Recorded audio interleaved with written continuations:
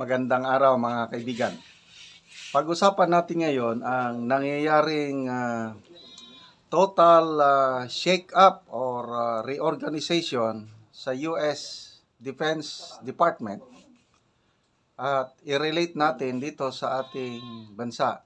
Anong implication nito sa ating Philippine security situation, lalo na sa tension o kaguluhan sa West Philippine Sea. Ito, ang Rappler, meron siyang article ngayon. Title is, Trump Fires Top US General in Unprecedented Pentagon Shake-up. So, basahin ko ha. President Trump on Friday, February 22, ngayon, fired the chairman of the Joint Chief of Staff, Air Force General C.Q. Brown, and pushed out 5 other admirals and generals in an unprecedented shake-up of U.S. military leadership.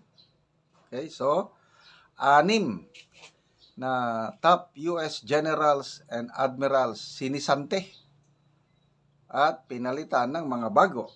So I believe itong 6 na ito are all appointees of the Biden administration. Trump, in a post on Truth Social, said he would nominate retired Lieutenant General Dan Cain to succeed Brown. A former F-16 pilot, Cain was the most recently Associate Director of Military Affairs for Central Intelligence Agency. Okay, dating CIA pala ito. Ito ba? Sino pa yung ibang pinalitan? Trump will also replace the head of the U.S. Navy, a position held by Admiral Lisa Franchette, as well as the Air Force Vice Chief of Staff and Judge Advocates General for the Army, Navy, Air Force, and Pentagon. So yun, ang mga papalitan ha. Ulitin ko. Judge Advocate General of Army, Navy, Air Force, and Pentagon, Air Force Vice Chief of Staff, at saka Head of the U.S. Navy, plus yung Chairman of the Joint Chief of Staff. So 6. So, grabe.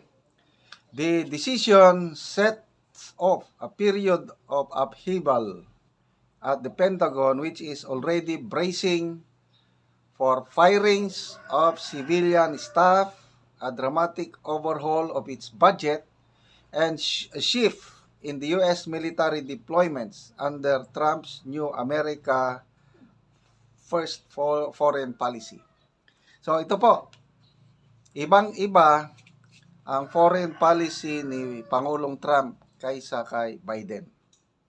Kay Biden is parang ang US nagiging police, international police. Kaya kung saan ang medyo magulo, nandun sila. Ukraine, nandun sila.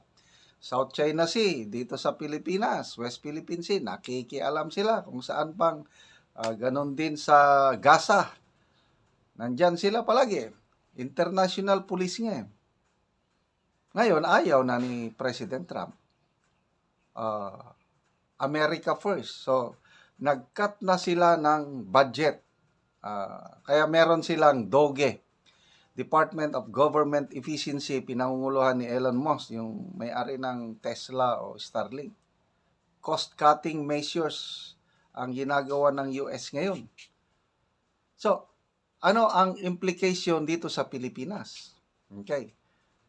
Panahon ng Biden at itong administrasyon ng Marcos Jr., grabe, masyadong dumikit ang Marcos administration sa US. Ironclad commitment ko no.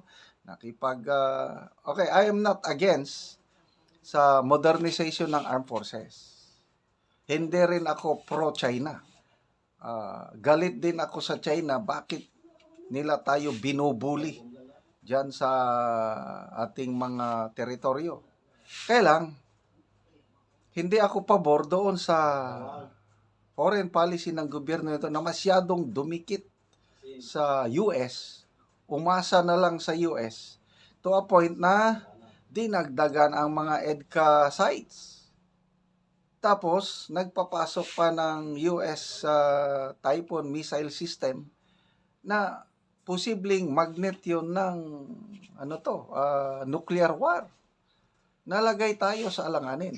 So, ngayon, itong policy ng Trump administration, nakikipagkaibigan na ang US sa China at Russia para kung magkakaibigan na sila, makaminos na ng defense budget ang US at gagamitin sa yung matipid nilang budget, gagastusin sa defense spending, gagastusin na lang nila para sa American people.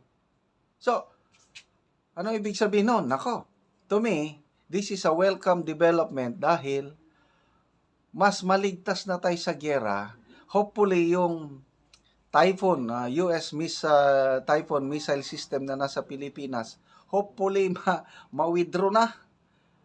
Kasi delikado, yung magnet yun ng baka tayo biglang tamaan ng nuclear missiles ng Russia or China dahil nandito yung missile system ng US. So, sana ma-withdraw na yun. Mas safety tayo, yun ang aking opinion. So, yan naman sa South China Sea o West Philippine Sea. Parang hindi na i-withdraw na ng US ang mga puwersa nila dito sa South China Sea para maminos na ang tension pagdating sa mga teritoryo na yan. O di, mas maganda. So, pasalamat tayo at may President Trump na ganito na ang kanyang ginagawa ngayon. So, anong mangyari sa mga EDCA bases o EDCA sites? Goodbye na. O, siguro, nandyan pa rin. Kailang yung development. Again, ulitin ko, I am not against AFP modernization. Kailangan natin mag-modernize. Kailang, mas maganda yung ginawa ni PRRD noon na nagbili tayo ng mga modern equipments galing sa ating sariling budget. Hindi yung umaasa tayo sa US. Okay, so, bantayan natin ang mga sunod ng mangyari. Ito, in the coming months and years, sana magresulta ito ng mas mapayapang geopolitical system natin na maiwasan yung mga ganyang tension. So, good luck sa Trump administration sa kanilang adhikain na mas magiging tahimik ang pamumuhay sa buong mundo. Okay, mga kaibigan, salamat sa inyong palaging panunood sa ating channel. Nakakatulong po kayo sa Tribong Talaandig dahil ang income natin sa channel na ito, ginagamit natin pagtulong sa Tribong Talaandig. Namimigay tayo ng libreng pako at yero sa tribo para makapagpatayo sila ng bagong bahay o ma-repair ang sira-sira nilang bahay. So, panoorin nyo ang video na ito, kabalikat kayo sa pagtulong sa tribo, ituloy nyo lang ang panonood, lalo na yung hindi nyo pag-skip ng mga ads. Dini nami sa balay ni nanay, akong tanawon kay atop na sila. O makita sila sa video nga naagani si tatay nagatindog. Tatay, mayong buntag tatay. Buntag. Oo, muna na imong balay tay gi. Mura ni. Oo, kuha na nagkuan. Porma naman og atop. Oo. So natagaan na ka tatay og gero. Na. Oh, so muna na siya. Uwi. Oh. Unsa man ang imong ikasulti tatay nga natagaan naman ka og gero? Salamat sa Ginoo nga tagaan ko niya og Jero og Paco nga di nakabalay ko. Nga kini ako mga anak may naghigo sa among balay kay di kami kayo balay. Di nakakakayag balay tay. Na. Oh, so ang nagliyok sa imong balay, nagtabang Ang akong mga anak. ang imong mga anak. Oh. Oo. Pila naman dahil tayo mong edad? Mga 70 na. Si Tinta na.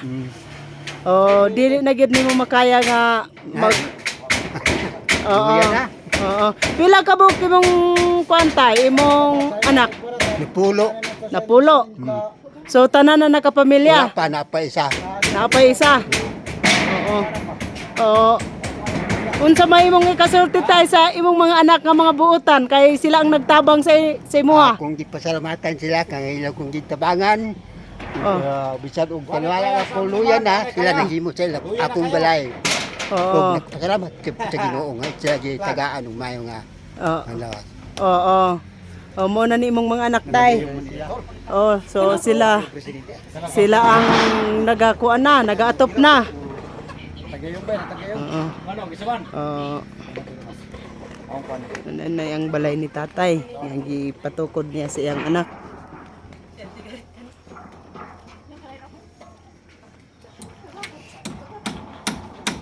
So, kuya, ikaw ang nagtabang kang tatay. Oh, kitabangan ako si Papa kay wala may kaya ani.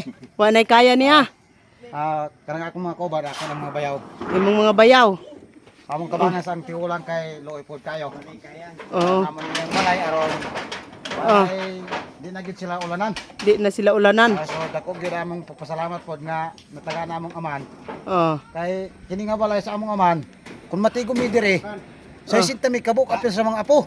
Sa isinta ka mo kapil sa mga apo. Sa isinta mi kabuk unya gamay ang balay. So dako gyud among papasalamat nga dako na gid karon. Oo. Ang balay sa among amahan. So dako gyud nga salamat sa Ginoo lang nga sa mga panalangin pod nga nakaabot dire sa among papa ug mama.